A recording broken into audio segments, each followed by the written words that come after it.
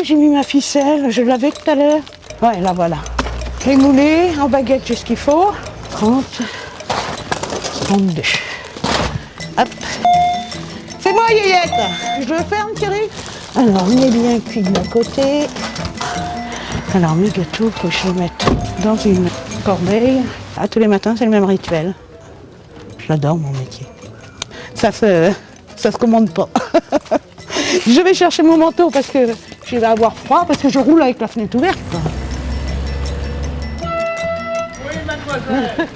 Elle court, la boulangère de Rivarennes. Chaque jour ou presque, elle doit trouver du temps pour continuer à préparer, vaille que vaille, les fameuses poires tapées en robe de bure créées, il y a 12 ans, par son mari. Une recette qui ne pouvait pas naître autre part que dans le berceau des poires tapées. J'ai pris à l'envers, forcément. En 1830, c'était l'économie principale de Rivarennes, car il y a eu la maladie dans les vignes, et toutes ces poires qui étaient déshydratées étaient draguées par la Loire, par les bateliers qui emmenaient ça à Nantes, direction l'Angleterre pour les marins de la reine d'Angleterre. Comme ça, ils avaient toutes les vitamines nécessaires en mer, et ça se conservait surtout. Reste qu'en 1950, cette activité avait quasiment disparu. Elle exigeait trop de temps et de main-d'œuvre. Alors, pour obtenir de bonnes poires tapées, il faut d'abord un four à bois. Ne fais pas le coup que tu vas pas t'allumer. Hein. En général, je suis assez bonne en feu. Hein. Allez, Titine, dépêche-toi. Il est parti. Il est parti.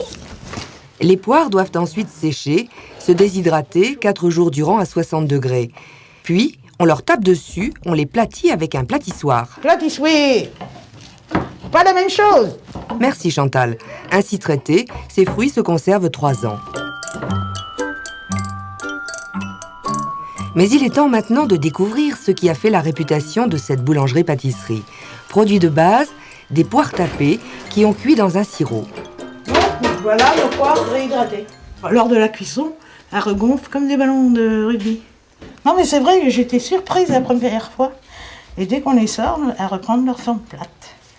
La suite, laissons Philippe Boigard nous la raconter. Ah oui, Philippe Boigard, c'est le créateur de cette recette. En faisant mes croissants un matin à 5h du matin. Ça, je sais pas. Toujours, de toute façon, quand je travaille dans la nuit, je réfléchis toujours et j'ai eu un déclic.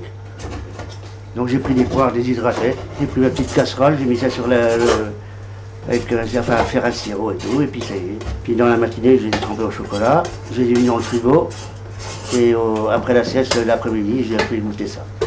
Et là, on était extasiés, forcément.